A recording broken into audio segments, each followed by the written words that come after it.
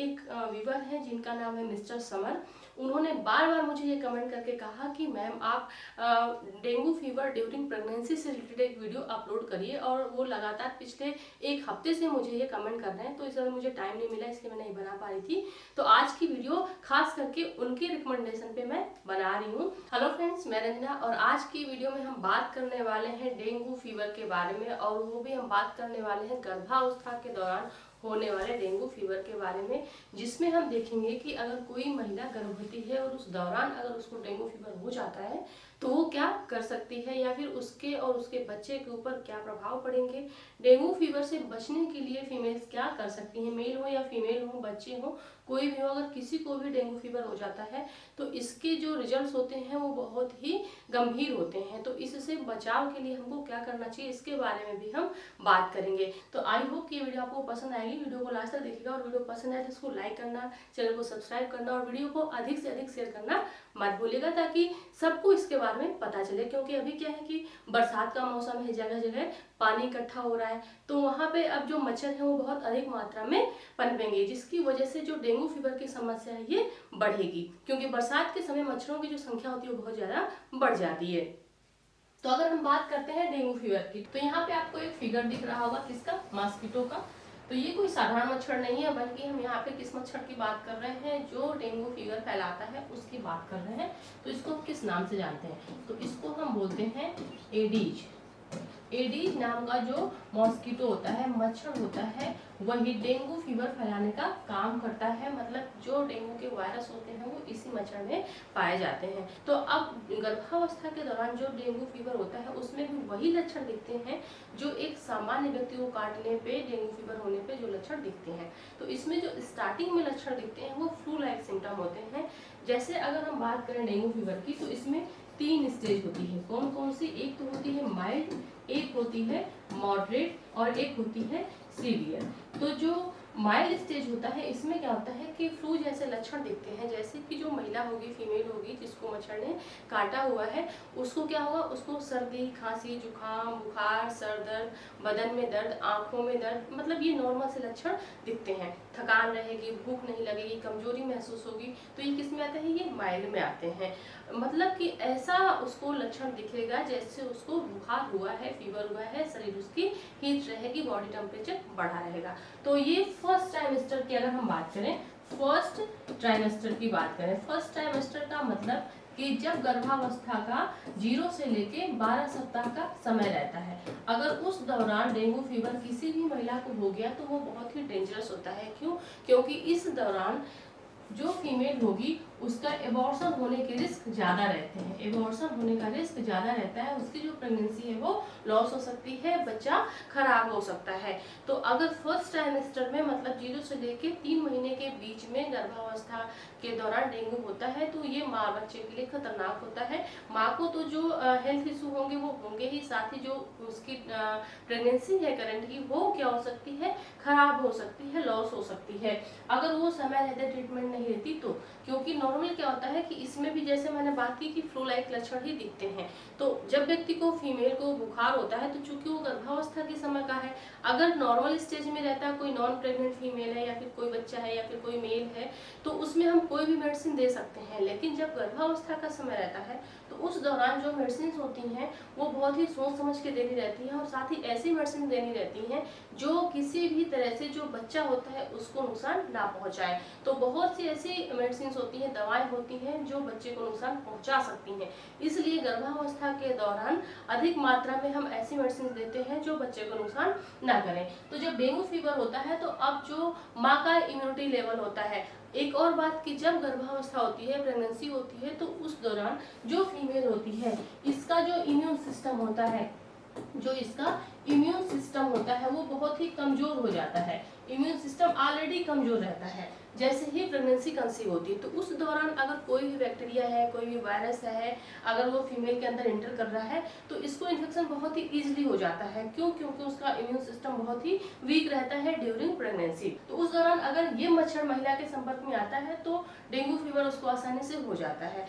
और अगर starting stage में जैसे ही उसको बॉडी टेम्परेचर उसका इंक्रीज हुआ, बॉडी पेन हो रहा है और उसको भूख नहीं लग रही है, बहुत कमजोरी महसूस हो रही है, थकान लग रही है, अगर वो डॉक्टर के पास जाती है, डॉक्टर ब्लड टेस्ट करवाते हैं, उसके बाद अगर डेंगू फीवर निकल गया तो तुरंत उसका ट्रीटमेंट हो जाता है। तो फिर क्या होता है कि ये जो माइल्ड वाली स्टेज है, इसी में इसने अपना ट्रीटमेंट ले लिया, इसी में इसने अपना ट्रीटमेंट ले लिया। अब ये जो माइल्ड की स्टेज होती है वो मॉडरेट में नहीं पहुंच पाती, लेकिन अगर वही व्यक्ति लापरवाही करता है, डॉक्टर के पास नहीं जाता है, नॉर्मल सी मेडिसिन खा लेता है या फिर नहीं खाता है, घरेलू उपचार ही करने लगता है, तो कभी कभी घरेलू उपचार से भी ये ठीक हो जाता है। लेकिन अगर नहीं ठीक हुआ तो क्या होता है कि अब ये जो लक्षण मोबाइल में हमने पढ़े थे, ये मॉडरेट में धीरे धीरे इंटर करने लगते हैं। तो अब इसमें क्या होता है कि जो फीमेल होती है उसको नोजिया वोमिटिंग स्टार्ट हो जाता है, अब उसका जी मिचलाने लगता है, उसको उल्टियां होना शुरू हो जाती हैं। इसकी वजह से क्या होता है, उसमें डिहाइड्रेशन के लक्षण आने लगते हैं, क्योंकि शरीर में क्या हो रहा है, पानी की कमी हो रही है, बार बार उसको उल्टियां होंगी। इसकी वजह से क्या होगा, धीरे धीरे उसके शरीर में पानी की कमी होगी। और क्या होगा कि उसको लॉस ऑफ एपेटाइट तो था ही, उसको भूख नहीं लग रही थी, इस वजह से वो कुछ खाती पीती भी नहीं है, साथ ही बहुत ही वीकनेस, खुद को कमजोर महसूस करती है। कभी कभी फीमेल को ना रैसेस भी हो जाते हैं। रेड कलर के जो अपर रेस्पिरेटरी ट्रैक होता है, मतलब ऊपर का जो हिस्सा होता है, ट्रंक वाला हिस्सा होता है, खास करके यहाँ पे जो कान के पास का हिस्सा होता है, यहाँ पे गले में, उसको क्या हो जाते हैं, रैसेस भी हो जाते हैं। और ये जो रैसेस होते हैं ये रेड कलर के होते हैं, पिंक कलर के होते हैं और थोड़ा पेनफुल भी होते हैं। और साथ ही क्या होती है, ईचिंग भी होती है। कभी कभी रैसेस में क्या होता है, खुजली भी होती है, और खुजली करने के बाद फिर उसमें जलन भी महसूस होती है। तो ये सारे कॉम्प्लिकेशन दिखने लगते हैं। इसके बाद जो बच्चा होता है उसमें भी बहुत सारे ऐसे नॉर्मलिटी ढूंढने लगती हैं, मतलब कि जैसे हमने बात ही की थी कि डेंगू फीवर की वजह से क्या हो रहा है, महिला की जो प्रेगनेंसी है उसके खत्म होने के रिस्क बढ़ जाते हैं। तो फर्स्ट ट्राइमेस्टर में ये रिस्क ज्यादा रहता है, मतलब कि स्टार्टिंग के जो 3 महीने रहते हैं। ऐसा नहीं कि चौथे, पांचवें, छठवें महीने में होगा तो रिस्क नहीं रहता है। लेकिन उस दौरान क्या हो सकता है, अगर हम बात करते हैं किसकी, सेकेंड ट्राइमेस्टर की, अगर हम सेकेंड ट्राइमेस्टर की बात करते हैं कि अगर जो गर्भावस्था है महिला की, सेकेंड ट्राइमेस्टर मतलब कि चौथे महीने से लेके छठवें महीने तक, तो इस दौरान अगर महिला को क्या होता है, डेंगू फीवर हो जाता है, तो उस दौरान जो उसका बच्चा होता है उसमें ग्रोथ रिटार्डेशन देखने को मिल जाता है। मतलब कि प्रॉपर जो उस बेबी का रिटार्डेशन, मतलब कि जो प्रॉपर बेबी का वेट एंड हाइट बढ़नी चाहिए, जो उसकी लंबाई और उसका वजन बढ़ना चाहिए, वो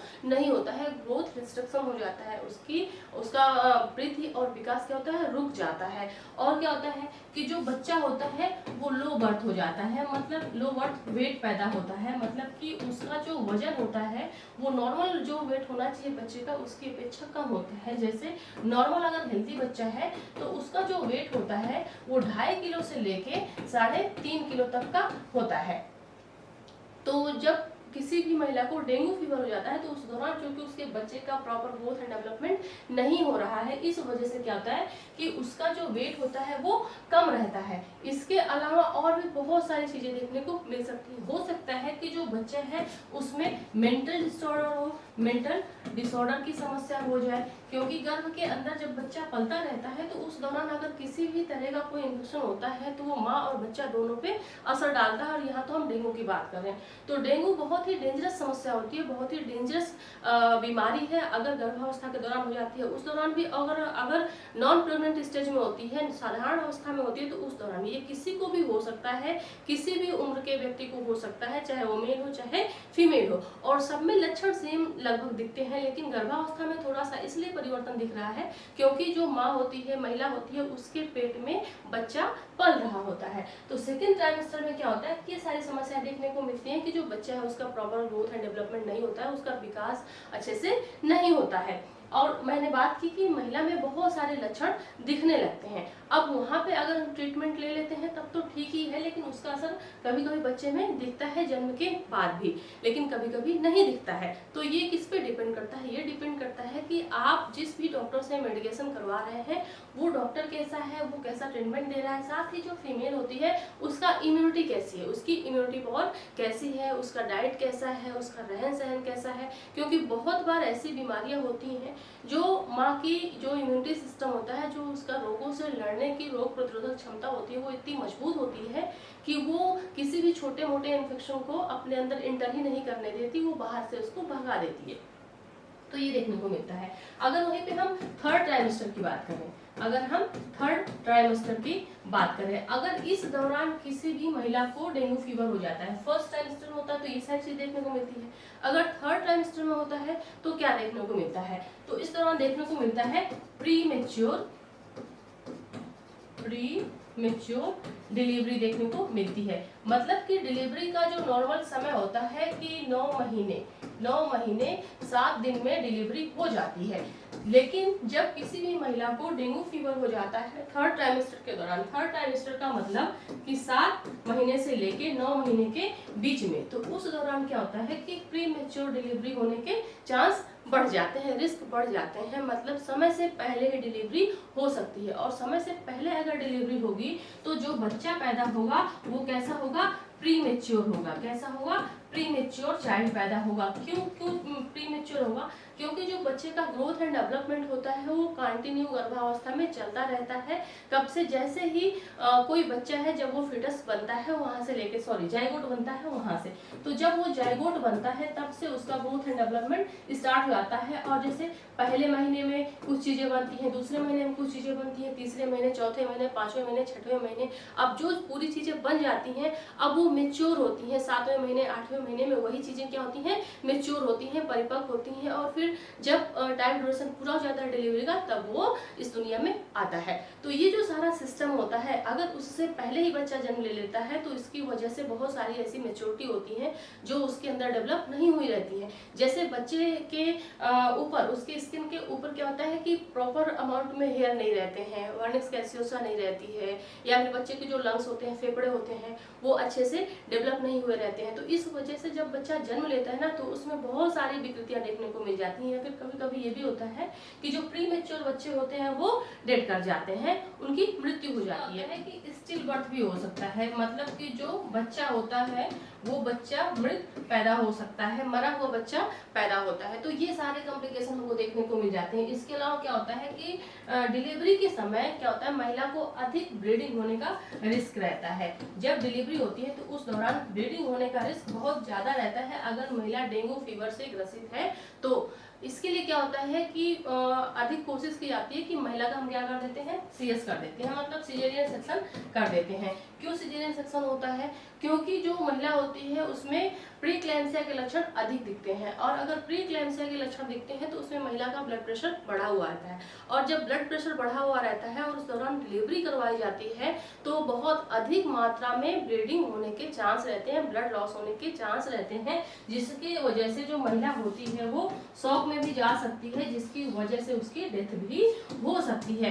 तो इन सब कॉम्प्लिकेशन से बचने के लिए क्या किया जाता है कि महिला का सीएस कर दिया जाता है, मतलब ऑपरेशन से उसकी डिलीवरी करवा दी जाती है, ताकि उसके अंदर जो ब्लीडिंग से रिलेटेड कॉम्प्लिकेशन होने वाले हैं वो ना हो। क्योंकि अगर नॉर्मल डिलीवरी कराएंगे तो ब्लीडिंग अधिक होगी। क्यों, क्योंकि अगर किसी भी महिला को सेकेंड ट्राइमेस्टर या फिर थर्ड ट्राइमेस्टर में डेंगू फीवर होता है तो उसकी वजह से प्रीक्लैम्सिया के लक्षण दिखते हैं, उसका ब्लड प्रेशर बढ़ा हुआ रहता है। प्रीक्लैम्सिया क्या होता है, तो प्रीक्लैम्सिया की अगर हम बात करें तो प्रीक्लैम्सिया क्या होता है, तो प्रीक्लैम्सिया में मोस्टली 3 चीजें हमको दिखती हैं। कौन कौन सी, तो फर्स्ट तो दिखता है कि जो फीमेल होती है उसका जो ब्लड प्रेशर होता है वो बढ़ा रहता है, और जब ब्लड प्रेशर बढ़ा रहता है तो नॉर्मल डिलीवरी करवाना बहुत ही मुश्किल हो जाता है, क्योंकि उस दौरान ब्लीडिंग बहुत अधिक होती है हाई ब्लड प्रेशर की वजह से। तो उस दौरान क्या होगा, अगर प्रीक्लैम्सिया है तो महिला का ब्लड प्रेशर बढ़ा रहेगा। प्रीक्लैम्सिया क्यों हो रहा है, क्योंकि महिला डेंगू से ग्रसित रहती है, इस वजह से। सेकेंड क्या होता है कि जो फीमेल होती है उसके अंदर एडिमा के लक्षण दिखते हैं, मतलब कि शरीर में उसके सूजन वगैरह दिखती है, खास करके पैरों में, और फिर ये पूरे शरीर में भी हो जाती है। थर्ड इसमें दिखता है प्रोटीन यूरिया, मतलब कि जो फीमेल होती है उसके यूरिन में प्रोटीन बहुत अधिक मात्रा में निकलने लगता है। तो प्रीक्लैम्सिया की मैंने अलग से वीडियो बना रखी है, आप चाहे तो उसको देख सकते हैं, उसमें आपको बहुत सी चीजें समझ में आ जाएंगी। फिलहाल हम बात कर रहे थे किसकी, डेंगू फीवर की। तो डेंगू फीवर में प्रीक्लैम्सिया होने के रिस्क ज्यादा रहते हैं, और अगर इस प्रीक्लैम्सिया को हम ट्रीट नहीं करते हैं अच्छे से, अगर इसका हम मैनेजमेंट नहीं कर पाते हैं महिला में, मतलब महिला को अच्छे से ट्रीटमेंट नहीं दे पाते हैं, उसका मैनेजमेंट नहीं कर पाते हैं, तो ये क्या होता है, ये कन्वर्ट हो जाता है इक्लैम्सिया में। किस में कन्वर्ट हो जाता है, इक्लेम्सिया में। और जब ये इक्लेम्सिया में जाता है ना, तो ये महिला के लिए बहुत ही खतरनाक स्थिति हो जाती है, क्योंकि इस दौरान जो फीमेल होती है अब उसको क्या होने लगता है, अब उसको झटके आने लगते हैं, मतलब कि उसको अब उसको सीजर आने लगते हैं, झटके आने लगते हैं, और ये बहुत ही कॉम्प्लिकेटेड स्थिति होती है। इसको हैंडल करना बहुत ही मुश्किल हो जाता है। तो हम यहाँ पे किसकी बात कर रहे थे, डेंगू फीवर की बात कर रहे थे। तो डेंगू में हमने देखा था कि माइल्ड जब डेंगू फीवर होता है तो कौन कौन से लक्षण दिखते हैं। अब वही जब मॉडरेट हो जाता है, वही जब मॉडरेट की स्थिति में पहुंचता है, मॉडरेट स्टेज में पहुंचता है, तब क्या होता है। माइल्ड में तो नॉर्मल से लक्षण दिखता है, अगर उसी दौरान महिला डॉक्टर के पास ले जाती है तब तो वो ठीक हो जाता है, लेकिन अगर वो लेट करती है तो फिर क्या होता है, वो स्थिति और गंभीर होने लगती है। और जो डेंगू फीवर होता है ना, इसको हम हेमरेज डेंगू भी कहते हैं, हेमरेज डेंगू भी कहते हैं, क्योंकि इसमें क्या होता है कि ब्लीडिंग के जो रिस्क होते हैं वो बढ़ जाते हैं। अब ब्लीडिंग हम कहाँ कहाँ पे देख सकते हैं, जैसे जो फीमेल होती है उसको गम ब्लीडिंग भी हो सकती है, मतलब उसके मसूड़ों से खून आने की समस्या हो सकती है, या फिर उसको स्टूल में भी ब्लीडिंग दिख सकती है। जब भी वो स्टूल के लिए जाएगी, लैट्रिन के लिए जाएगी, उस दौरान में भी उसको ब्लीडिंग हो सकती है, तो स्टूल उसको ब्लीडिंग भी हो सकती है। इसके अलावा क्या होगा कि जो उसको वोमिटिंग हो रही थी, उल्टियां हो रही थी, वो कंटिन्यू होती रहेंगी, कंटिन्यूअस होती रहेंगी, जिसकी वजह से जो डिहाइड्रेशन के लक्षण है, डिहाइड्रेशन के लक्षण है वो उसके अंदर बढ़ते जाएंगे, जो एक और कॉम्प्लिकेशन पैदा करेंगे उसके लिए भी और उसके बच्चे के लिए, क्योंकि उसके शरीर में क्या हो रहा है, पानी की कमी हो रही है। और इसकी वजह से क्या होगा, इलेक्ट्रोलाइट इम्बैलेंस होगा, इलेक्ट्रोलाइट इम्बैलेंस होगा। क्यों होगा, क्योंकि उसके शरीर से जो भी आवश्यक मिनरल्स होते हैं वो क्या हो रहे हैं, वो बाहर हो रहे हैं, क्योंकि उसको बहुत ज्यादा क्या हो रही है, वोमिटिंग हो रही है। इसके अलावा जो फीमेल होगी उसको क्या होगा, ज्वाइंट पेन तो उसको होगा ही होगा, मसल्स पेन भी उसको होगी ही होगी, और साथ ही जो उसकी ग्लैंड्स होती हैं, ग्लैंड्स होंगी, उसमें क्या हो जाएगी, सूजन हो जाएगी, तो हम कह सकते हैं स्वॉलो ग्लैंड। तो ये समस्या उसको देखने को मिल जाएगी। तो ये सारे कॉम्प्लिकेशन देखने को मिल जाते हैं। अब यहाँ पे भी अगर महिला ध्यान नहीं देती है, लापरवाही करती है, वैसे तो जब ये से जाती है तो चले जाते हैं डॉक्टर के पास, क्योंकि अब इसमें क्या है कि उसके जो ये ग्लैंड्स होती हैं ये सूजने लगती हैं, साथ ही उसको कंटिन्यू क्या हो रहा है, वोमिटिंग हो रही है, और बहुत सारी दिक्कतें उसको होने लगती हैं, कॉन्स्टिपेशन भी होने लगता है, स्टूल ब्लीडिंग भी होने लगती है। तो अब डॉक्टर के पास तो वो जाती ही जाती है, लेकिन इस स्टेज में थोड़ा सा लेट हो चुका रहता है, तो इसको हैंडल करना थोड़ा सा मुश्किल हो जाता है, लेकिन फिर भी फ्रूट वगैरह लगा के इसको मैनेज कर लिया जाता है। लेकिन इस दौरान जो बच्चा होता है उसका तो ग्रोथ एंड डेवलपमेंट रुक जाता है। इसकी वजह से जो बच्चा पैदा होता है वो कैसा होता है, लो बर्थ वेट होता है, लो बर्थ वेट होता है, जिसकी हमने बात की थी। साथ ही कैसा बच्चा होता है, ये इसमें कुछ भी एबनॉर्मलिटी हमको देखने को मिल सकती है। हो सकता है कि इसका जो मेंटल स्टेटस है वो अच्छा ना हो, फिजिकल स्टेटस है वो अच्छा ना हो।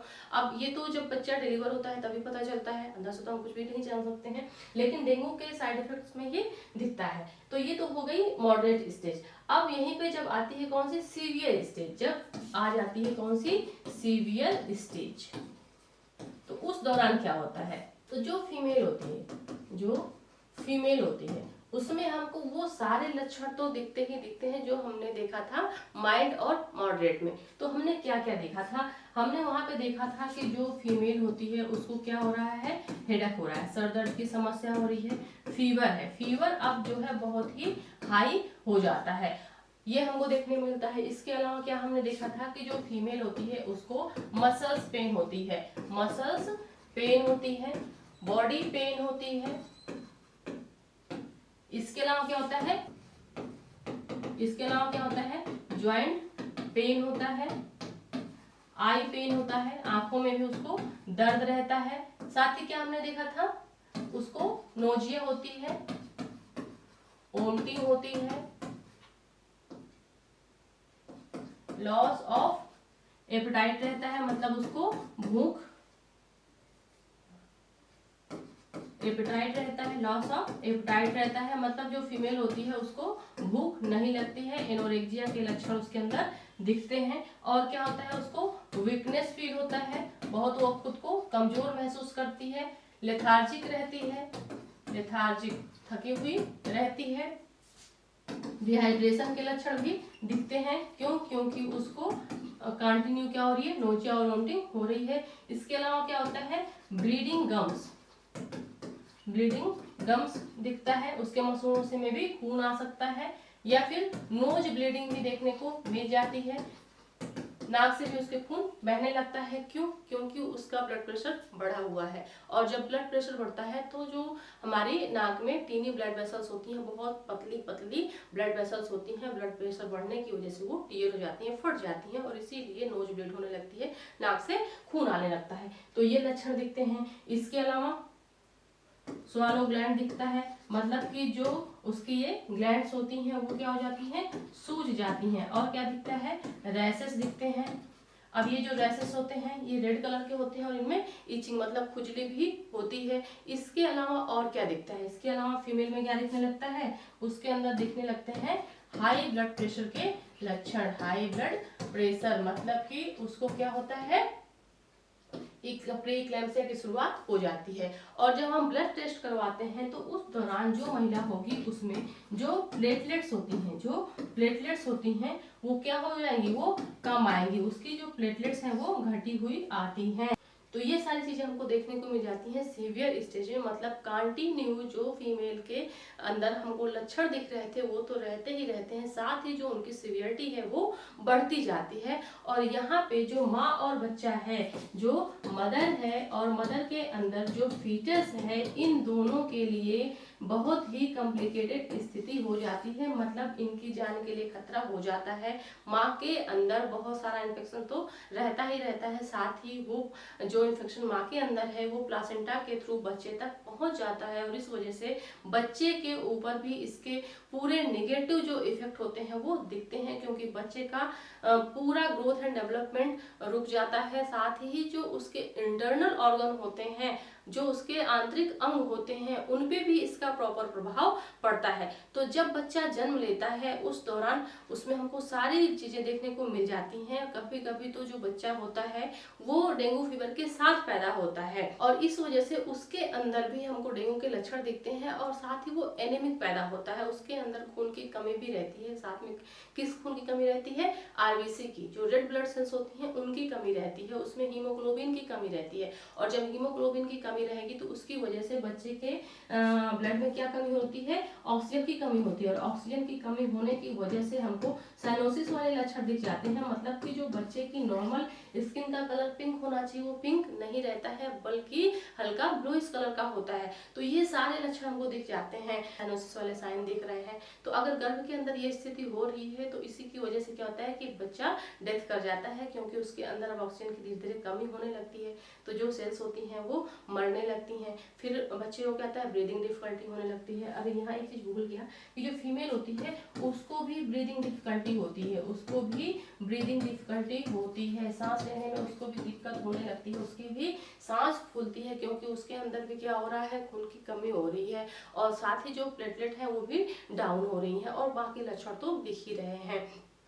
तो ये सारे कॉम्प्लिकेशन होते हैं। अब हम बात करेंगे कि अगर कोई फीमेल है तो उसको हम किस तरह से डेंगू फीवर से बचा सकते हैं। तो वैसे तो जब वो ब्लड टेस्ट करवाती है और ब्लड टेस्ट में जो डेंगू फीवर है अगर वो पॉजिटिव आता है तो डॉक्टर अपने हिसाब से ट्रीटमेंट करते ही करते हैं, लेकिन फिर भी कुछ ऐसी चीजें होती हैं जिसको हमको देखना चाहिए,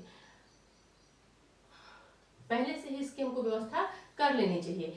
पहले से व्यवस्था करने का मतलब कि अगर हमको ये पता रहे कि इन अगर चीजों का हम प्रयोग करते हैं तो हम डेंगू फीवर से बचे रहेंगे, तो हमको वो कर लेना चाहिए। तो यहाँ पे सिर्फ हम प्रेग्नेंट फीमेल की बात नहीं कर रहे हैं, हम सबकी बात कर रहे हैं। हर व्यक्ति को ये चीज फॉलो करनी चाहिए।